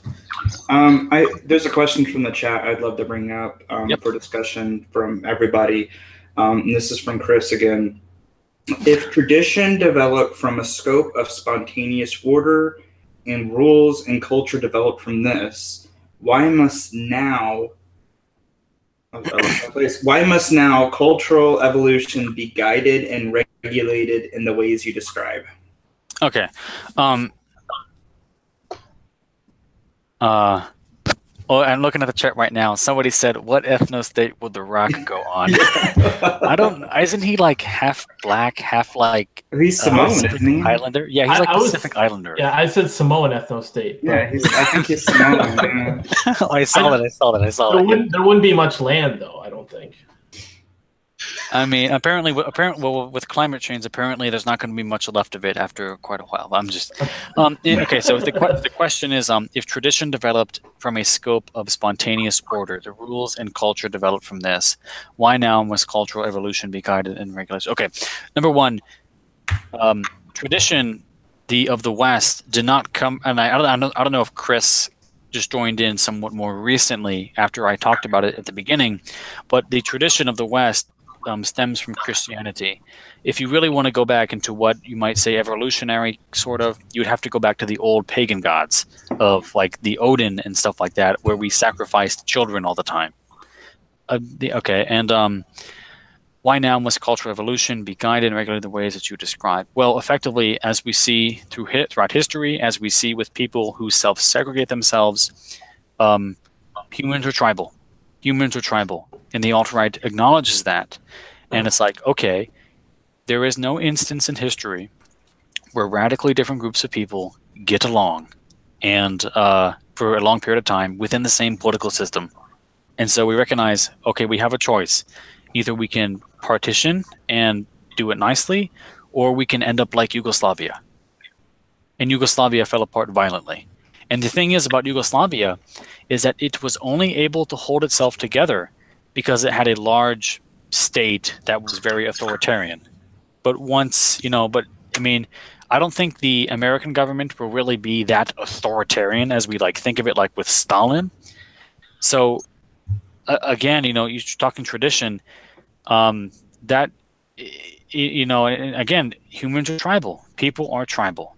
And that will not go away. It hasn't been going away. And as what we've seen in America is that as our diversity has increased, the tribalism has been enhanced more and more and more and more.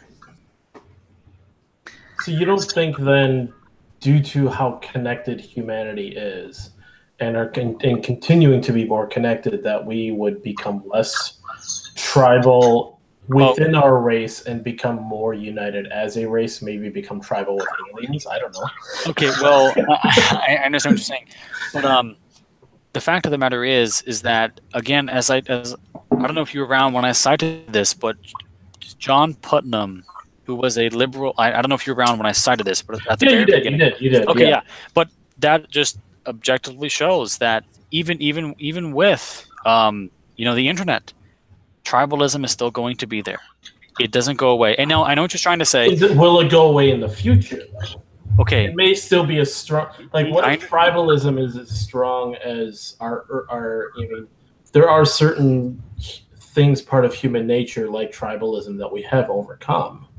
Can you cite examples?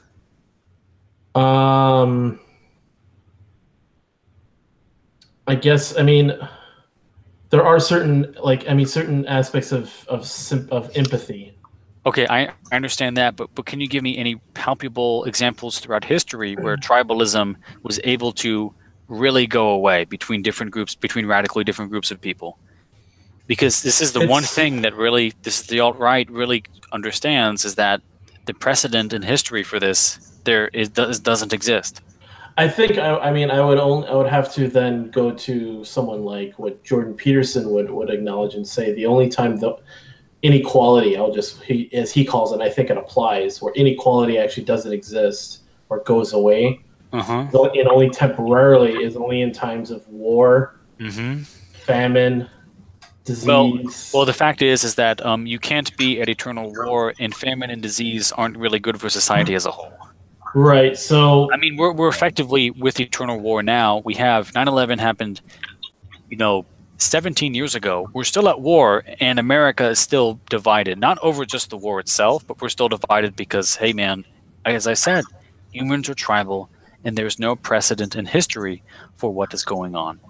Where did that tribalism come from, though? I think the question is where. Oh, you're trying to? Is it societal, or is it like natural, like built in? Is it just like because we were all one group at one point? Well, let me ask you this. I understand, because we're talking from an evolutionary perspective. So religiosity is out the window right now. Right. Okay, so objectively we're on the same page with this issue. To say that because we look at society, we look at things different because we have the ability to communicate explicitly, correct? Mm-hmm. And we're not like dogs that bark. Right. Mm-hmm.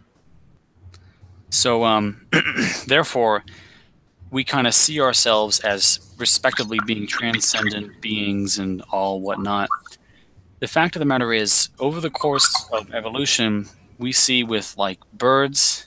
I mean, Muhammad Ali once said this one time. You can watch an interview that he had. The blue birds fly with the blue birds, and the red birds fly with the red birds. And so I think it's just more evolutionary. It's more naturally occurring. It is not simply it's just general societal trends, because this kind of goes into the gender debate too. Is gender societal or is it genetic? Well, I think we objectively could say that it is genetic in terms of, there's going to be certain trends. You have natural hormones that come into effect, especially during puberty. And effectively humans, it's just the same way. And the problem is that for people on the egalitarian Marxist left, is that they sadly assume that everybody is an absolute blank slate. And I think that's the one big problem that we have right now, is that we assume that all groups are just a giant blank slate. Now, I in no way believe that everything is determined by genetics. I do not engage in any type of determinism. However, this stuff, we've been doing this for a long time. The precedents in history haven't worked. And the only way people can convince themselves that this is working is that they claim modernity. It's 2018. What do you mean you don't want this, that, whatever? What do you think, I guess, what are some of the negative effects of basically trying to ignore tribalism? Okay, well, number one, what I would say is that it's, as I cited with Putnam's study, and he was a Harvard professor and he was a liberal too. Right. And so he didn't want to release the data, but he did eventually. But one of the things I would say is that, number one, objectively, it's making everybody miserable. That's what the study showed. It's destroying cohesion. So people go out less. It's making people miserable. Depression rates are higher among all groups, respectively. That's the big reason it makes people upset. Not only that, the people who are the most advent supporters of this are now becoming ideologically insane, because they're looking around and seeing that their radical egalitarian ideals are not manifesting in the way that I thought it would. Oh, sorry about that, guys. Okay. What was that? Hit something on my YouTube on my phone and it started talking really loud. Okay, so basically, if anybody else heard that, go ahead. As I said, it makes people miserable, and the people who are the biggest supporters of this radical egalitarianism are becoming ideologically insane because their ideals of this great grand utopian society aren't manifesting the way that they thought it would, and it's effectively manifesting in the exact opposite way. Okay, well, I'd like to give Amos and Mike an opportunity. I'm trying to determine, I guess, a lot of stuff. Just that I can understand tribalism that it is. I think a lot of us can agree that tribalism exists. Mm-hmm. That it's definitely in us. I've just there's things I think about on how overall as humanity, for example, like we've had fewer wars than we've ever had. People don't kill each other as much as we have. I don't want to say fewer wars. It's just that the Europeans and the East Asians are not fighting each other as ridiculously as they would. Because if you look throughout history, the great giant wars were fought between not between, but like the Chinese, they had like wars that were so great that the number of people who died were in the tens of millions. Like we have to jump between like 10, 20, 30 million to kind of guess how many people died. And obviously in Europe, you had the 30 Years' War, a third of the population died where that was fought. You also had the First and Second World War. And so that is you could say that's true, but a lot of that comes from nuclear weapons. Like, you're not going to be able to really go to war with Russia because they have nuclear weapons, and we've gotten so good at killing each other. But basically, you look like in Africa, in the Middle East, and certain parts of South Asia, there's still a tremendous amount of conflict, and that's that tribalism. And in America, I mean, if America, falls apart violently, we have the largest stockpile of nuclear weapons in the world. Like, what's going to happen? I'm being objectively true without some type of reasonable understanding of a good partition. I mean, what's going to happen to all of that? Real quick, somebody sent me a message. I don't know why they're not in the chat. They asked, you said something about nuclear weapons. They're asking, if the federalization breaks down, the union breaks up, and we go into separate ethno-states, what happens to federal stockpiles of arms and things like nukes? Like, who does that go to? Do we divide it up? How does that actually work? I wouldn't necessarily. Okay, well, to get down the brass tacks, what I would effectively have is effectively like a NATO, effectively of these three groups, basically. Okay. I effectively have like a NATO. Kind of like just a North American UN kind of thing. Okay. No. Not a European Union for North America. Okay, but effectively, like basically what we see in Europe. You like just a have peaceful coexistence. What? Like a peaceful coexistence kind of treaty of sorts. Like, we're all here. We're cool with each other. Like mutual security, basically. Right. Yeah, that's basically how it would be. But in terms of who would get the nukes, I'll be deliberately honest, because it's just me speaking. I would say just give it to the whites, respectively. I'm being objectively just being deliberate here. Yeah, I think you're going to have some issues with some people. Yeah, go ahead, Mike. Yep. How would you ensure that one sect wouldn't try to attack another sect? Like if they're all divided, how would you one of the things about North America is that the infrastructure is so important.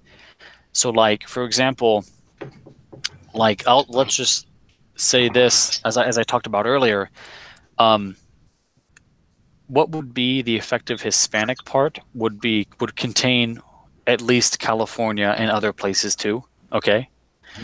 If you invaded California, you would destroy, number one, basically, the overwhelming majority of goods shipped in from the Pacific into America come from Los Angeles.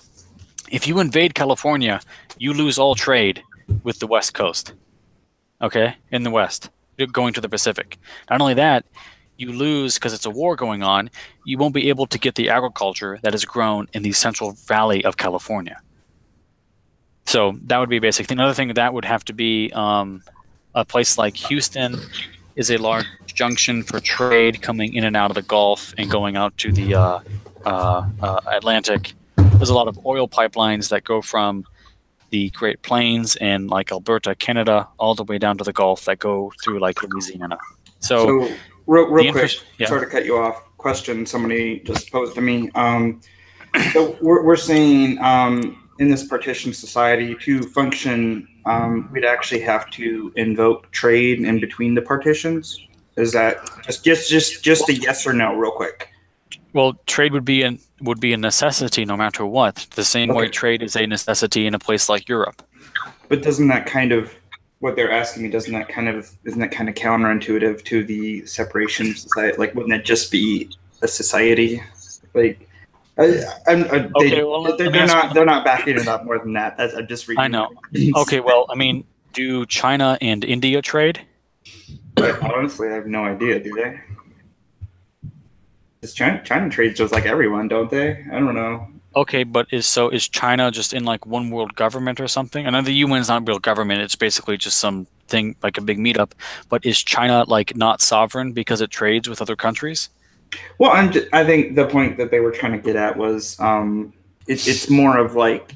Oh, you're just talking in pure economics. Well, the fact again, I'll go back. I would say I'm thinking what the point they might have been trying to get at is that like if China had to, they could probably survive on their own. No, they can't. Large world economy, it's more difficult to. But like in America, I think I'm going to butcher what the point they're trying to make. I wish they would back that up.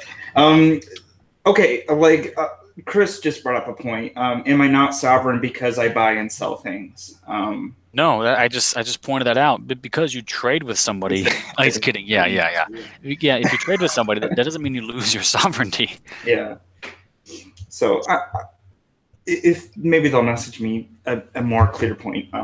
Somebody pointed out in the chat, is he pro-government, just not federal government? No, I support republicanism, not in like the Republican Party, but republicanism in terms of that there should be more state rights, if you will. Mm-hmm. That's like politically, yeah. Mm-hmm. Okay. From Amos or Mike, do you guys want to jump in real quick? I have a question, and I'm kind of changing gears here. But now, with the emergence of Donald Trump, you kind of see the alt-right being brought into the national discussion, but the alt-right has been brought into like a really negative view. Okay. Yeah. One thing that Hillary Clinton has said that with Trump becoming as big as he has, it's kind of like empowered the alt-right. My question for you is, how different is the alt-right from say Trump's policies, Trump's ideology? Okay. First of all, with Trump and Hillary Clinton, I know she gave a speech in the summer of 2016 where she mentioned the alt-right by name. Yep. She mentioned Alex Jones. Alex Jones is not in the alt-right. No, he's not. Yeah, Alex Jones is off on his own planet. Yeah. Okay. But effectively, like Amos, he has the Kekistan flag hat on it. That's not part of the alt-right. But that hat is like it's the ironic way of like it's basically just like a goofy but yet somewhat there's ideological backing to it, but it's like a goofy way of like having fun with political ideologies and those substantive issues. With Donald Trump, what I would say, the one reason why Donald Trump was really kind of picked up by the alt-right was because he wanted to severely reduce immigration. He wanted to build a wall. And what we thought, and what it's not necessarily playing out as we thought it would. I mean, we're not like Trump. We know that Trump's not going to be like, he's not going to be a Hitler or something. Don't be dumb. He's not going to, he's not going to make America white again. He's come on, he's not going to do that. But we saw him. Yeah, he's not. He's not going. Okay, but effectively, we saw him as being a major paradigm shift. Still potentially in American politics and in world politics, of realizing that basically that the Republican Party effectively is in American politics, respectively, it is the white party. Over 90% of Republican voters are white. That is actual fact. And Trump was able to spike white turnout because he brought up issues like specifically immigration. And if you look at polling, it's been this way since the 1980s. Not just among whites, but again, it's still among polling. It has consistently been that Americans, white, whatever, have constantly pushed for less immigration, but because of things like the agricultural lobby, which wants cheap labor, and obviously the Democrats wanting cheap votes, those issues have been ignored for the sake of again cheap labor, for agriculture, and for the left wanting more votes. So Trump was seen as being a major paradigm shift, and he could still potentially be that way if he hunkers down on immigration, because what he was able to do was that he was able to pull in the white working class union voters in the Midwest. That's how Trump won, and so if he can maintain that and just effectively see if he could implicitly solidify the Republican Party as the white party, again implicitly, then that would be the paradigm shift that what we've been looking for and expecting. And so yeah. Would that be then that the alt-right would want to try to push the entire right more towards the alt-right in order to get you closer to where you ultimately want to be? But what I would say about the alt-right is that number one, there has been some let's look at polling. There was a poll done by Reuters, okay? And I think Jared Taylor mentioned this at the American Renaissance Conference in early 2017 after the election of Donald Trump. It was a Reuters poll of Donald Trump voters. And what it found, the poll asked, do you think that a people have a right to resist being reduced to a minority via immigration? And about 90% of Trump supporters said that yes, people have a right to not become a minority in their own country via immigration. They have a right to resist that. And 90% of Republican voters are white.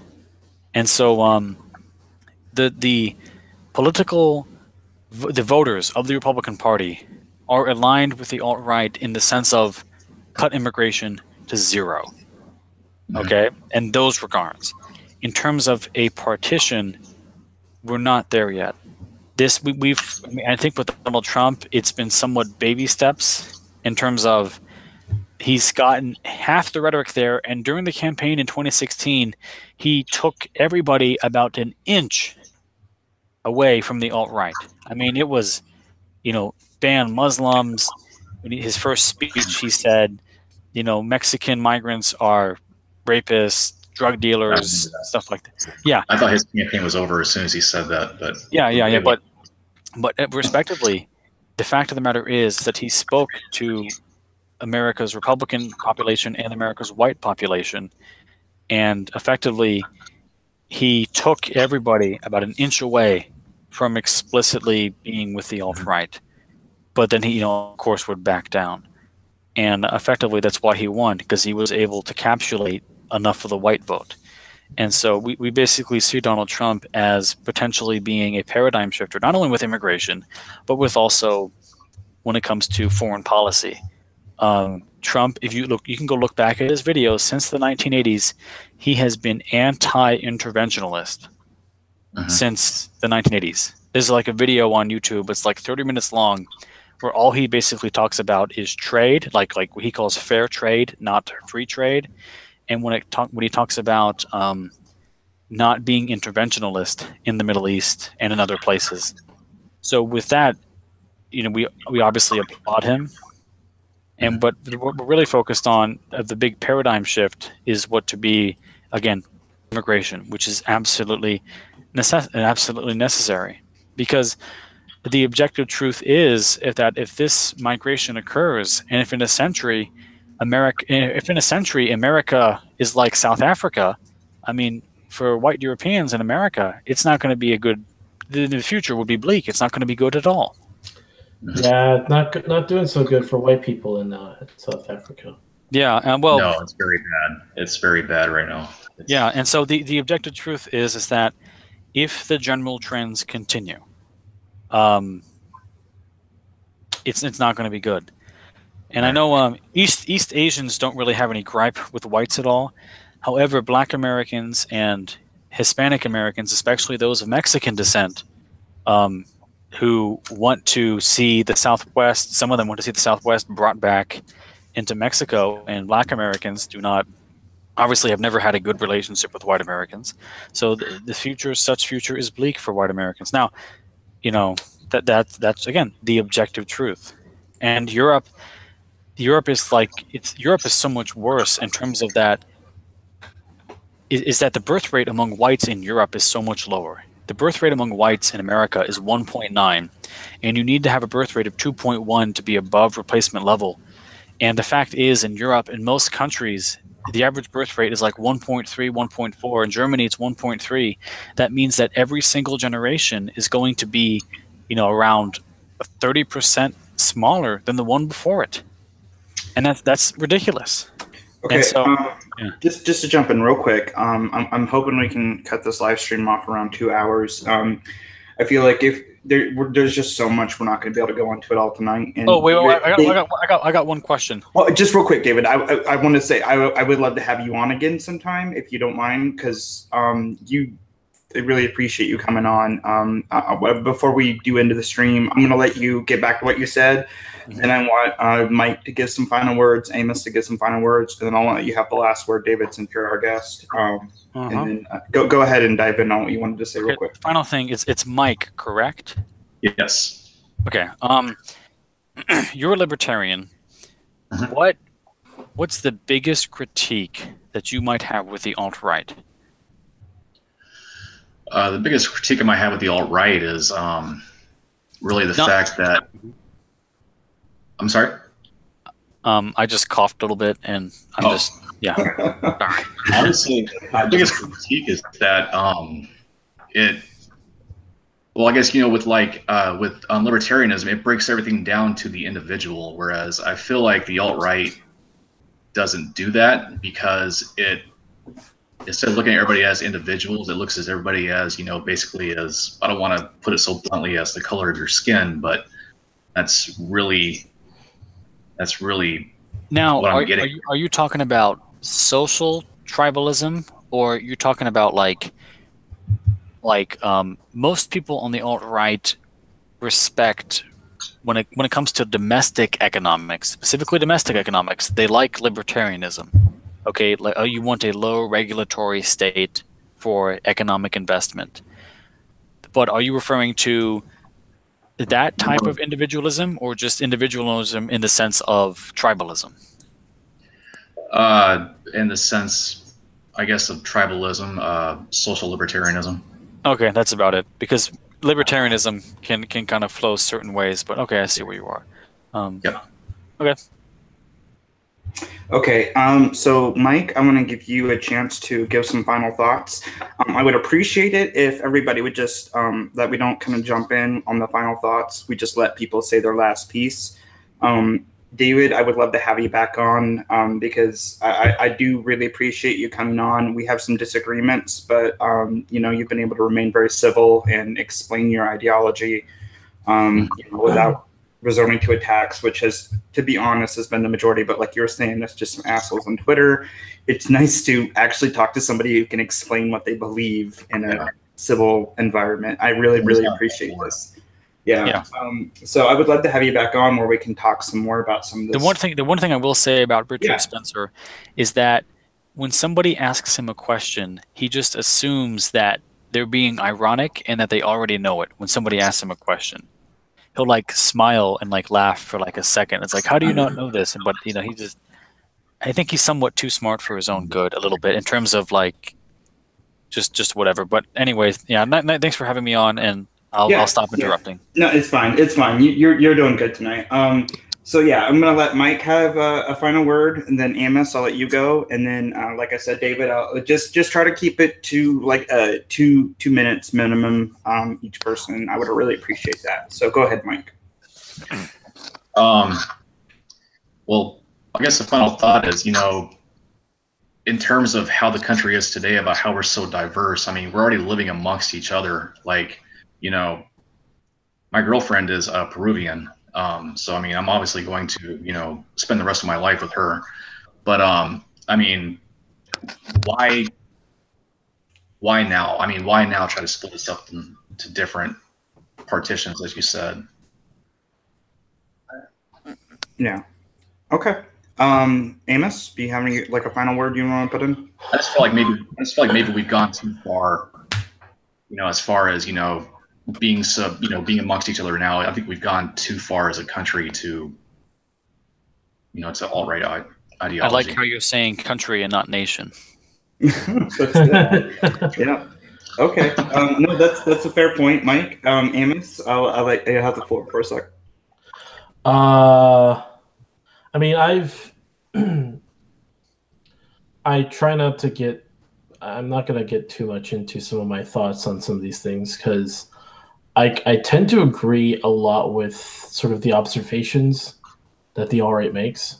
But in terms of the implications of sort of jumping into some of these things, I mean, would you say there are solutions? Solution is such a touchy word. Yeah. The final solution. That's a terrible. Come on. Yeah. Or even when you start talking about certain questions. I got that one too, man. That's good. Okay.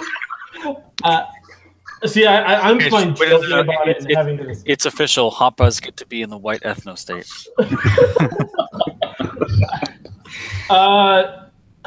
I can understand and appreciate and really kind of just say, okay, respect your views. But being Hapa, I've seen different cultures and then tend to see the effects, see how I still firmly believe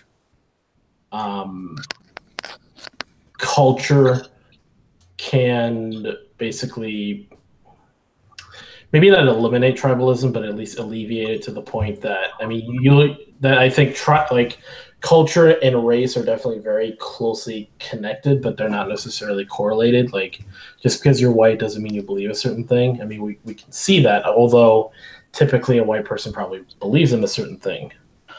But I still, as much as I can, like I said, I agree with a lot of the observations. You can look at the statistics and the data. I still hold to the fact that I think you can have a diversity of race while still maintaining a cohesion of a culture and values, if that makes sense.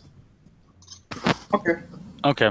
Well, that's good. I'll finish David, off. Yeah, David, I'll, if you want to just try to keep it about 2 minutes, and then we'll wrap up the stream. So go ahead. So effectively, as some of you have conceded, when we discuss these general trends, that objectively these statistics are real, that we can look at them and we see that there is substantial division and that cohesion has really been hurt. But in terms of getting people to unite around culture, the fact of the matter is that culture is the downstream of identity. And without a common identity within a society or a political system, the ability for that society to have a cohesive culture simply will not occur. The terrible thing about modern politics is that the division between people is that they somehow believe that their momentary opinions, i.e. their ideology, are what really define themselves. Rather, it is their heritage. The alt-right understands that ideology will always lose to heritage in the end, because ideology, unlike heritage, is always subject to change. That's about it. Okay. No, that's good. Guys, that was an extremely great conversation. I feel like I learned a lot more about the alt-right ideology than what I was led to believe just from my interactions. And from some of my more basic research. So I really appreciate you having you on, David. I appreciate everybody on the stream being able to keep it kind of civil and being able to have an ongoing conversation and a discussion. That was really, really great. I'm going to go ahead and end the stream. So Wait, I got one question. Go ahead. Have you actually had debates dissolve into shouting matches? No, but I've seen a lot of them do that, and it's because I'm very active on Twitter. Pretty much every conversation I have devolves into a shouting match. I'm just like, oh. So yeah, I'm just like, oh, I don't want to have that on my live streams. So yeah, I'm hoping to have more debates like this, and that's just something. You give me a lot of hope, David, for future debates. So I appreciate. It wasn't even really a debate. Yeah. No, it wasn't really. It was a discussion, and that's the thing is that the alt-right. The alt-right has many ideological backgrounds. Like Richard Spencer used to be a liberal. You know, the alt-right isn't just it's not economics. It's not just culture, whatever. It's more focused on identity. Yeah, and I feel like we obviously have disagreements, but it's good to get this stuff out in the open so we can talk. So yeah, it was really great. I really, really appreciate everybody coming on. And David, I'm gonna keep in touch with you about having you on in the future if you don't mind. And yeah, that was a great stream. Good night, everyone. Good night.